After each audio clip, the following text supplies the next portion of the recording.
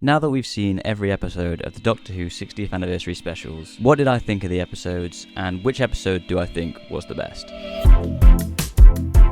Okay, so now that the 60th anniversary specials have all finished airing, and before the Church on Ruby Road airs, I thought now would be a great time to compile all of my thoughts on all three of the specials into one big video, and also make sure you stick around to the end of the video to find out my rankings of each of the episodes. But without further ado, let's just get straight into it with the Star Beast.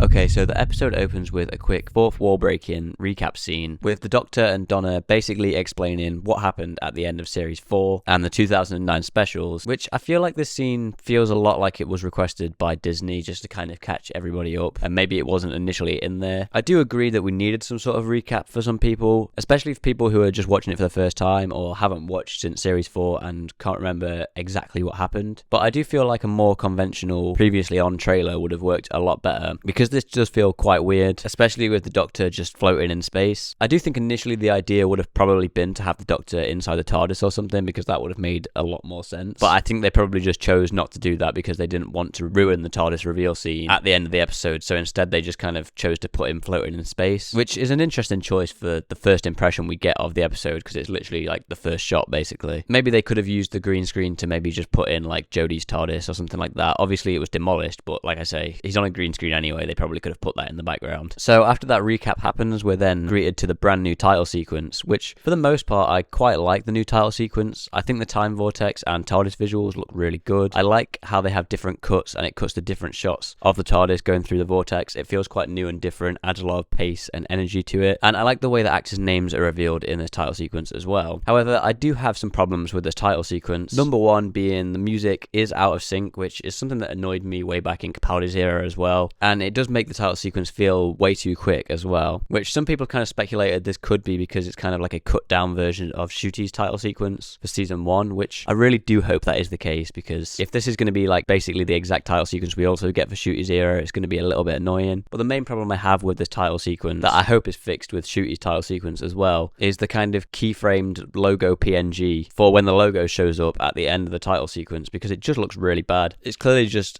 like I said, a PNG of the logo that they've just kind of added some keyframes to, or like a spin transition to, with like no motion blur or anything. And what makes this really annoying for me is we know they have like the assets and the 3D model from the logo reveal video that I feel like they could have just kind of somehow placed in here or adjusted slightly to fit with this title sequence. They do try to add a little bit of flair, making the outline of the Who kind of pop at the end, but it just would have looked a lot better if it was a 3D model like we saw in the logo reveal video, because it's kind of annoying that the logo reveal video makes the logo look better than the actual title sequence itself. So like I said, I hope that's something they change for Ncuti's titles, and that this is just because it's a cut down version of Ncuti's titles.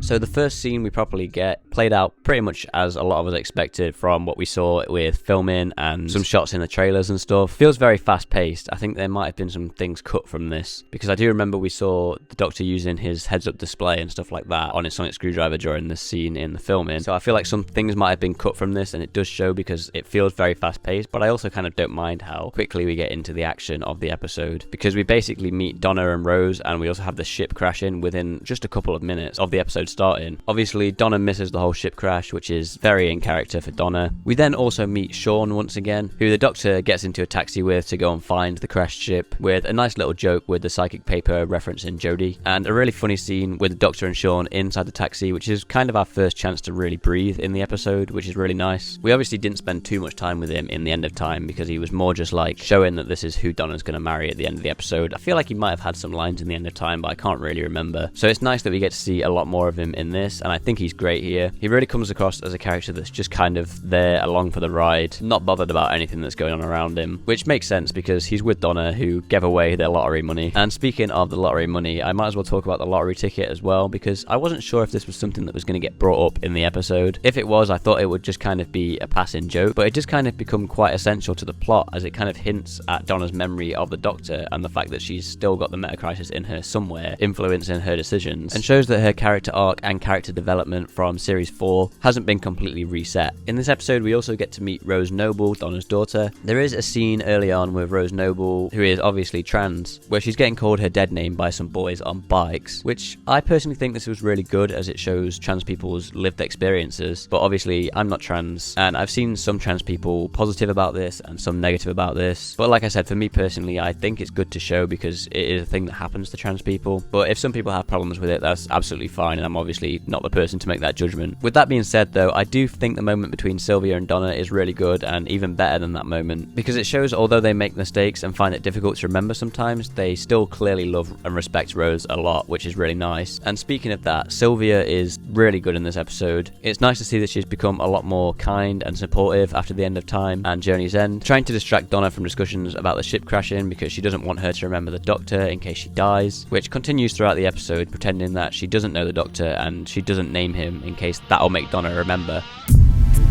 We then get a moment where the Doctor tries to sneak into the steelworks where the ship has landed, and he uses his sonic to draw this kind of holographic heads-up display, which I speculated would be a thing, which is a new feature of the sonic that I kind of don't mind. I think it's a pretty good feature of the sonic, and it kind of just shows the increased budget of these specials and hopefully the future seasons in this era. But I'll talk more about the sonic later on. The Doctor then meets Shirley Ann Bingham, who I think was great in this episode, and I can't wait to see her in the future. I'm pretty sure she's going to be showing up in later specials and hopefully in Shooty seasons as well. She has a really great moment where the unit soldiers have to go up some stairs to get to the ship, where she says, "Don't make me the problem, just get in there," which is not only good commentary on her disability, but it also works for the plot as well, as it means that she doesn't get hypnotized. Following this, we get the moment where Rose finds the Meep, who's played incredibly by Miriam Margolyes, and the Meep looks great in this episode. Until I saw Doctor Who Unleashed, I thought there was a lot more CGI involved in this, but it's a lot of practical stuff for the Meep, with just a little bit of CGI on top. And once again, you can really see the budget has increased for this new era. We also have a scene where Rose corrects the Doctor on the Meep's pronouns, and the Doctor asks the Meep of the pronouns, which I think was quite well done. I think it's not as clunky as some other lines in this episode, which I will get onto later on. We're then obviously introduced to the Wrath, who are trying to capture the Meep. The first time we heard them speak, I was a little bit unsure at their voices at first, as they just kind of sounded like normal guys with not really any voice effects or anything on top of it, but I did prefer the way they spoke when we hear them in the court scene later on. Whilst they're in Donna's house looking after the Meep, we get a little scene with a reference to Wilf, which for a second I was worried that they might have cut him out of the specials because he couldn't finish filming, but luckily it was just a fake out joke. Obviously this is then followed by a huge action scene between Unit, the Wrath and Meep, where the Doctor draws some shields with his sonic, which I don't really like as much as the heads up display, but at least it takes him some time to draw them so it isn't too overpowered, and once again it just kind of shows the big budget of this special. And before that, we also get my favourite moment in the whole episode. Something smells nice.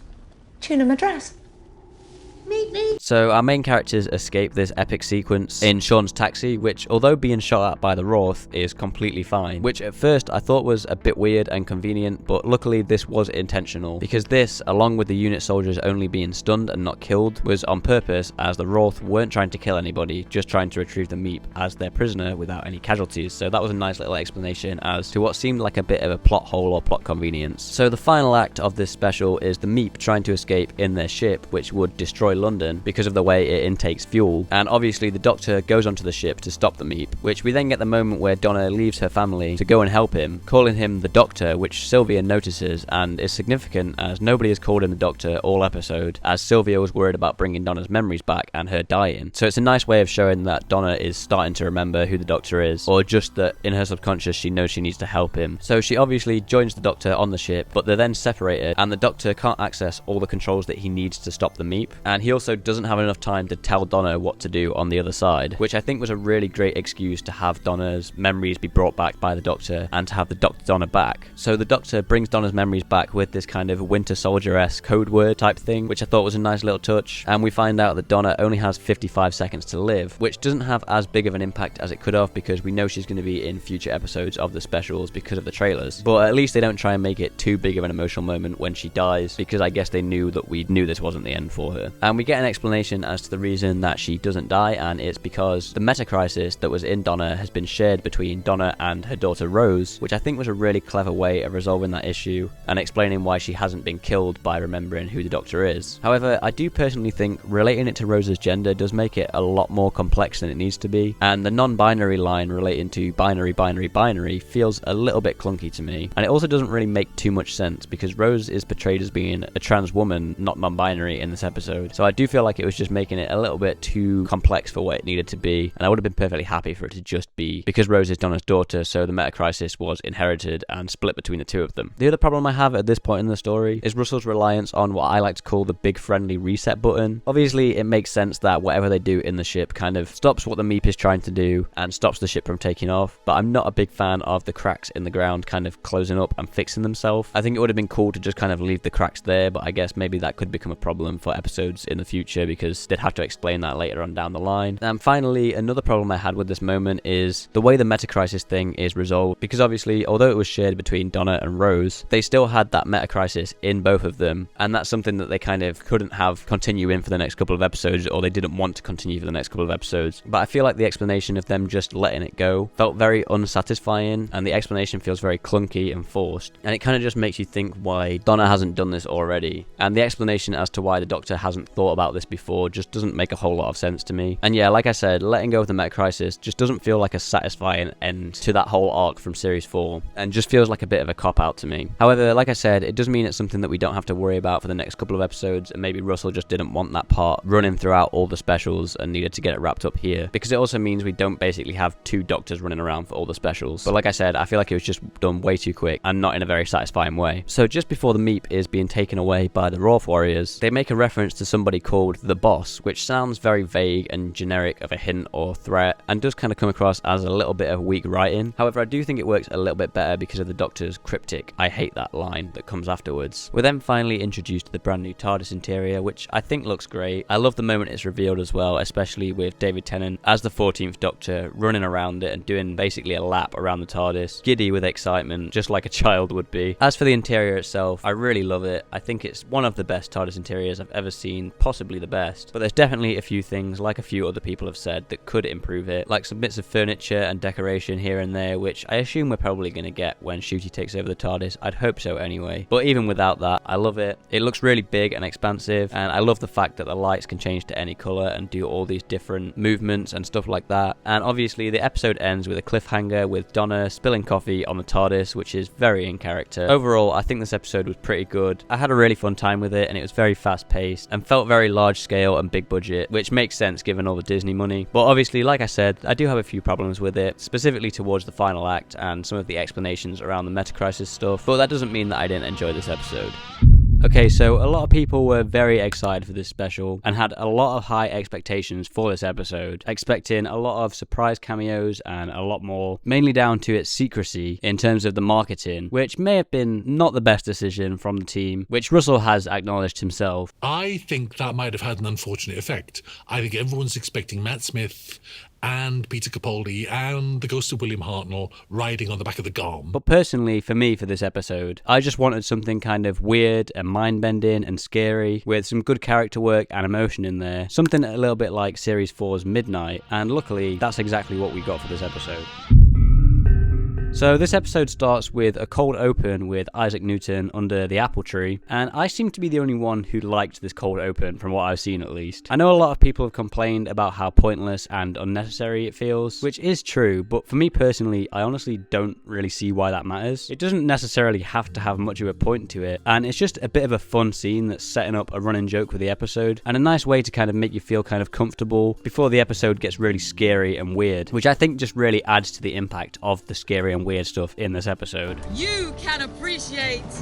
the gravity of the situation. So I love the opening of this episode proper, with the Doctor and Donna exploring the ship, and also the fact that the TARDIS leaves with the Sonic I thought was a really good touch, because it means they not only don't have the TARDIS to escape, but the Doctor also doesn't have his Sonic, which we now know is significantly upgraded from the past. I think the ship looks really great for the most part, especially the small practical rooms, the actual sets that were used in this episode, and the huge expansive CGI corridor was really cool. I've seen a few people say that this part of the ship looks pretty bad, bad. And while I don't completely disagree, I think for the most part it looks pretty good, but there are some parts where the CGI and like the green screen of that corridor setting, such as when they're running and stuff like that, does look a little bit bad, and the keying of the green screen is a little bit too obvious, which is a shame. But like I said, for the most part I actually thought it looked pretty good. And yeah, this whole opening bit with the Doctor and Donna is very reminiscent of something like The Ark in Space from classic Doctor Who, which is one I've actually seen, where they're just trying to figure out where everyone is and what's going on. And there's a few mysteries introduced for the episode as well, with the different words being said over the tannoy and the clanging they hear every now and then, as well as them finding out that the airlock opened and closed 3 years ago, and also the fact that Jimbo, the cute little robot, is walking one step at a time every now and then when we hear the words.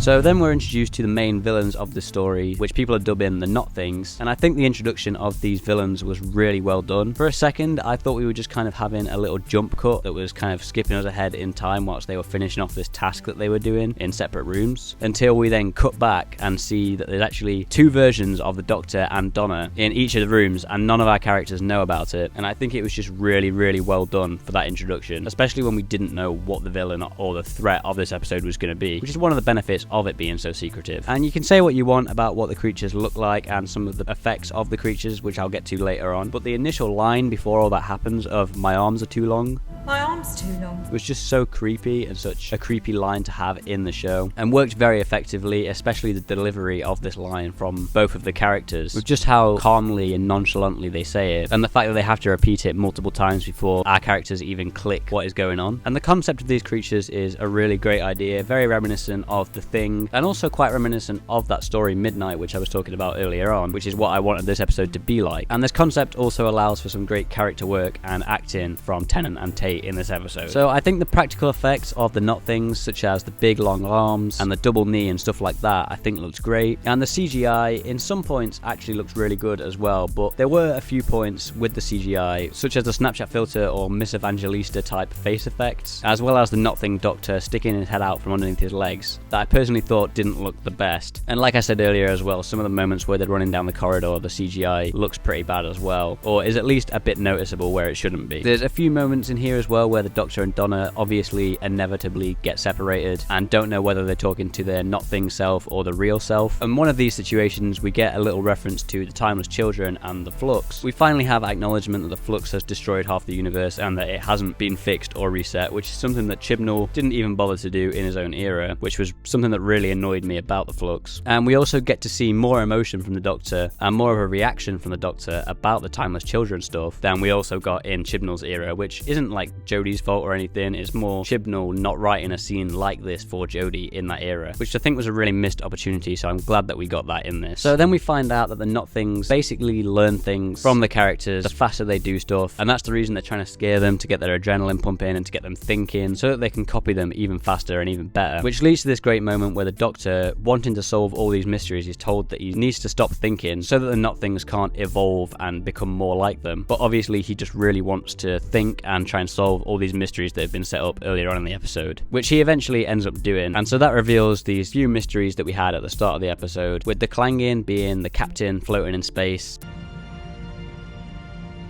Rehab was supposed to be a fresh start, which also explains the airlock being opened and closed 3 years ago. We find out the words are actually a countdown, they're actually the numbers of the language that these aliens spoke, which I think was really well done because the Doctor initially shrugs off the possibility of a countdown early on. And we also find out the reason that Jimbo, the robot, was walking so slowly was because it was slowly walking towards this self-destruct button that the captain had set up and made to go slowly so that the Not Things couldn't figure out what was going on. And the conclusion to this story, initially I was a little bit confused, and it did feel a little bit like a Deus Ex Machina of sorts, but it does actually kind of make sense when you think about it and kind of realize what it means and what's actually going on, because the TARDIS would obviously know if the Not Things aren't going to be able to reach Jimbo in time to stop the countdown, which is what is about to happen. The TARDIS would obviously realize that and be able to show up early enough to pick up the Doctor and Donna. But obviously then the Doctor picks up the wrong Donna in a great moment where he asks them the question that was set up earlier on about Mrs. Bean, asking them the question why that name is funny, and he ends up taking the Donna that says because it just is, because he obviously thinks that's more like what Donna would say, but this ends up actually being the wrong Donna, which I think is great because it kind of shows that although that would make sense, and that is what I was thinking in my head, I was like, yeah, that would be the right Donna. It shows that maybe that would have been initially what the real Donna was thinking, but she probably thought that wasn't a good enough answer for the Doctor and probably overthought the question a little bit, which ultimately led to her not being taken by the Doctor and the Doctor not believing that she was the real one, which led to a great showcase of Catherine Tate's acting ability in this episode when she's shouting for the Doctor to come back because he's taken the wrong one. And then we get another fake out death with Catherine Tate, although this one works significantly better than the fake out death in the Star Beast, because they almost didn't play that one in the Star Beast seriously and give it enough weight to make it feel real. Maybe because they knew that we knew she was going to be in future episodes. But in here, they really play it as if it is actually about to happen. And even though we know she's going to be in the Giggle, for a second, I still genuinely thought she might die here and maybe be replaced by her Not-Thing counterpart or something like that. And I was genuinely on the edge of my seat from what I remember. Like, I was literally on the edge of my seat. But obviously, the Doctor then realizes in the TARDIS, I think by scanning the Not-Thing Donna, that she is in fact the Not-Thing Donna, not the real Donna, which I do feel like was a little bit unsatisfying, a way of him realizing that that wasn't the real Donna, because it isn't actually about him kind of figuring it out himself. He just kind of scans her on the TARDIS and realizes that one of her arms is too long or something like that. So I think that could have been done slightly better. But obviously, after doing this, the real Donna is then reunited with the Doctor in the TARDIS, and they go back home, but they're maybe a day or two late, according to the Doctor, which leads them to arriving exactly where they just left, but this time, Wilfred Mott is there to greet them. And for those who don't know, Wilf is probably my favourite character in all of Doctor Who, and so I was so happy to see him. I knew he was going to be in this. I just didn't know exactly when we were going to see him, but I'm so glad we finally did, even if this is going to be his only appearance in the specials, which has been alluded to. The fact that this is the scene that they managed to film with him is just so great, because it was such a great scene and such a great moment between him and the Doctor and Donna, and the perfect scene for his reappearance in the show, because now we finally at least know that he knows Donna remembers these things now. He can talk to Donna about it, and he finally gets to see the Doctor in the same face that he remembers once again. Like I said, I think it was the perfect scene to have of him in this special, and I'm just so grateful that we actually got to have this scene and this moment in these specials. And it's just great to see Wilf and Bernard Cribbins again, obviously. And then this leads to a great cliffhanger to the next episode, The Giggle, where we just kind of see everyone going crazy, which, you know, doesn't give too much away and just perfectly sets everything up. Really feels like there's high stakes going into this next episode straight from the get-go, and I just can't wait to see where this leads us to. So, like I said at the start of this video, although we were expecting a little bit more from this episode, or at least some people were, all I personally wanted from this was something weird and mind-bending and scary, with some good character work and emotion, and like I said, something a little bit like Midnight from Series 4. And obviously, like I said, that's exactly what we got, and I loved it. The character work in this was great, whether that be between the Doctor and Donna, or them and their Not-Thing counterparts. I do think this episode works a lot better on the page. It's perfect on the page, and it works almost perfectly in the execution, because like I said, the practical effects look great, but obviously some of the CGI was a little bit ropey in there, but for me it still kind of works just because of how weird it was.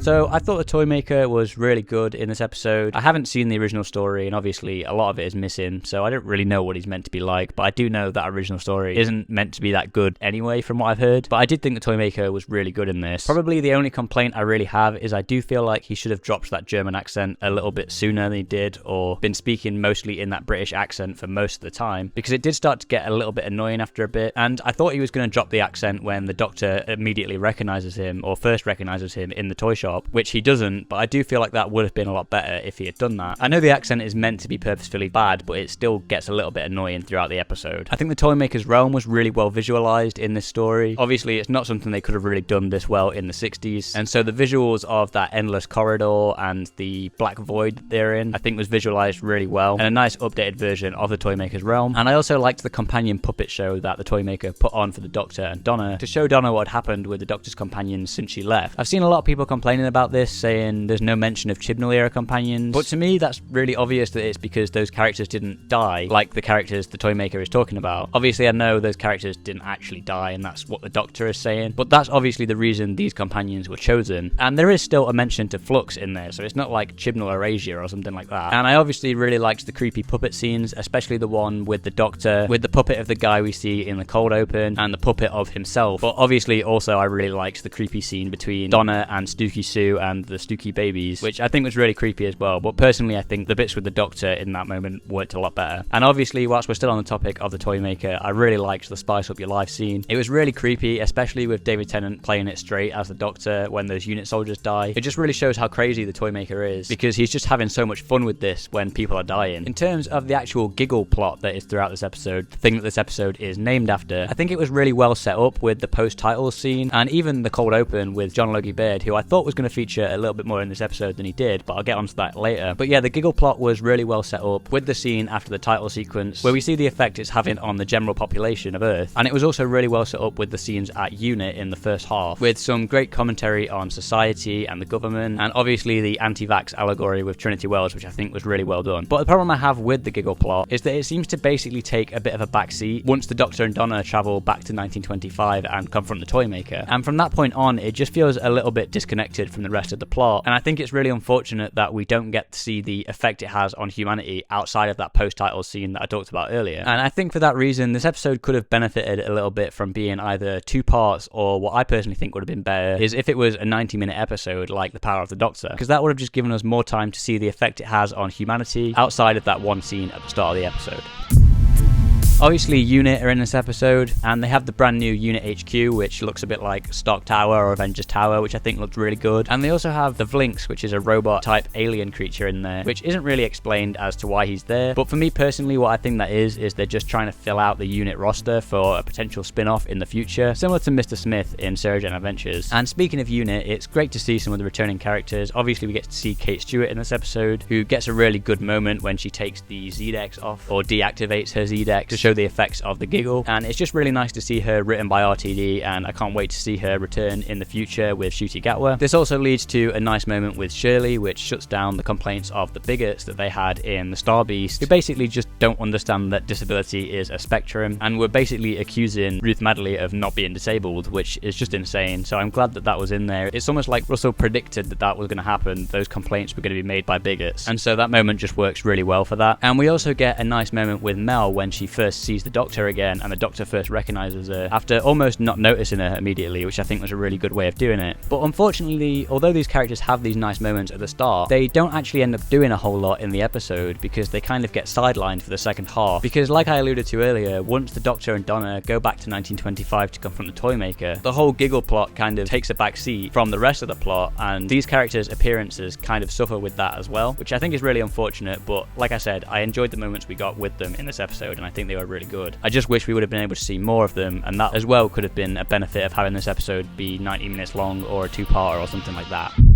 Okay, so obviously this is the last episode of these specials with the 14th Doctor, at least as the main Doctor in the show. So he obviously regenerates in this episode. And for me personally, I quite liked this regeneration. I really liked how sudden the regeneration was. The Doctor was basically like mid-sentence when he gets shot by the galvanic beam by the Toymaker, which I think was really good and felt kind of shocking and sudden, especially with how much left of the episode we had. Obviously with Ten's regeneration, back in the End of Time Part 2, it ended with him alone in the TARDIS saying, "I don't want to go," which is quite a controversial line, which at the time I liked, but the more I think about that line, the more I realise it's a little bit unfair on the next Doctor, which at the time was Matt Smith, so it isn't my favourite final line of a Doctor. But with 14's regeneration, who is obviously also David Tennant, he regenerates surrounded by friends like Donna and Mel, who are right by his side, which I think was really nice. And instead of saying "I don't want to go," he says "it's time" and "allons-y," which obviously means "let's go" in French. So I just really liked that contrast of the 14th Doctor and the 10th Doctor's final lines, which was something I was really hoping for in this episode. And as well as that, we also got some nice references to previous classic regenerations in this moment as well, with the Doctor saying "here we go again," which is a reference to the 3rd Doctor's regeneration, and him saying "it feels different this time" just before the bi-generation, which is a nice reference to the 5th Doctor's regeneration in Caves of Androzani. Now we're getting on to the bit that you're probably all here for, the bi-generation in this episode, a brand new addition to Doctor Who canon basically, in terms of Time Lord regeneration mechanics and stuff like that. Now I had seen the leak before this episode, unfortunately, unfortunately. Although I had only read it once and I didn't read it again like really close to the episode or anything, so I didn't remember the exact details, but I had read the leak. And while I didn't like the idea on paper of the leak, I do feel like the execution of this concept and this bi-generation was a lot better than I expected it to be from reading the leak itself. It allows us to have a multi-Doctor story for the 60th anniversary specials in a way that we've not seen before, with a future Doctor meeting our current Doctor instead of a past Doctor, which I think was a really interesting thing to do. And seeing David Tennant and Ncuti Gatwa on screen together was really good, and I think they had really good chemistry. And I also seem to be the only person that liked the catch scene in this episode. I just thought it was a really fun conclusion to the episode and a really fun way to beat the Toymaker. And a lot of people seem to be complaining about this idea, being confused as to why the Toymaker isn't able to just catch a ball because of how powerful he is. But this is explained earlier on in the episode with the fact that the Toymaker doesn't cheat. That's the one thing he basically doesn't do. He plays by the rules. The only rules the Toymaker follows are the rules of the game.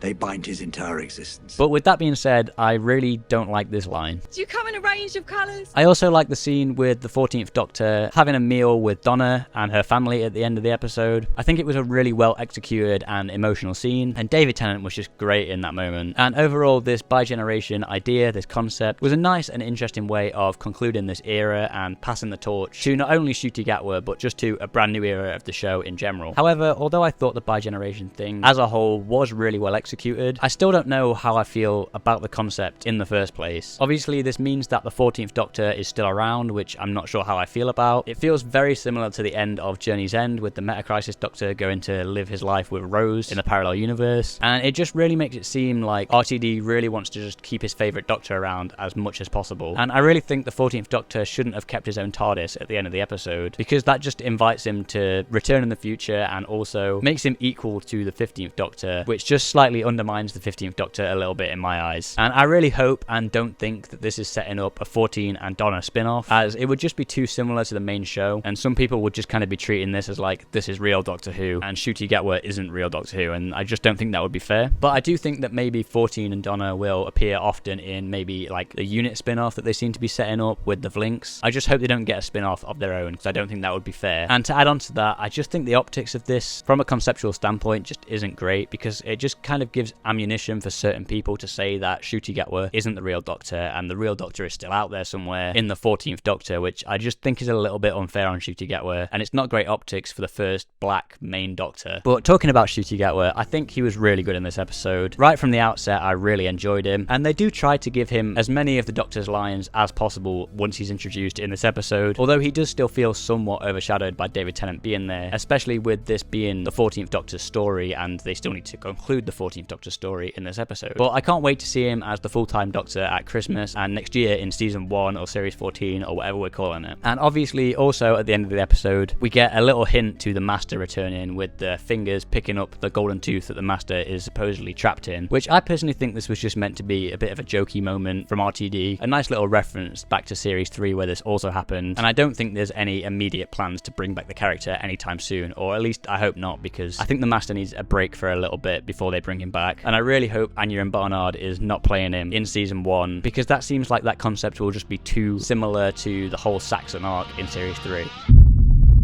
So overall, I really enjoyed this episode for the most part. I'm still not 100% sure how I feel about the bi-generation, just as a concept to begin with in this episode. Although, like I said, I do feel like it was really well executed in this episode. And the more I think about this episode, the more I like it, which is basically the opposite of how I feel about the Star Beast. Basically, the Star Beast, to the most part, I liked as an episode, but the more I think about the ending of that episode, the more I dislike it. Wild Blue Yonder, I've been pretty solid on. Like, I love that episode. There's a few dodgy VFX in there, but for the most part, I think it's really good. And this episode I really enjoyed, and the more I think about it, the more I like it. So that's kind of how I feel overall about the specials. For that reason, I think I'd put the Star Beast at probably a low B tier, possibly even C tier. I'd easily put Wild Blue Yonder at A ranking, and I think I'd put the Giggle at a high B on the tier list. So let me know what you'd rank these specials in the comments down below. Soon we'll be getting the Church on Ruby Road on Christmas Day, and I will be reviewing that on this channel, so subscribe if you don't want to miss that.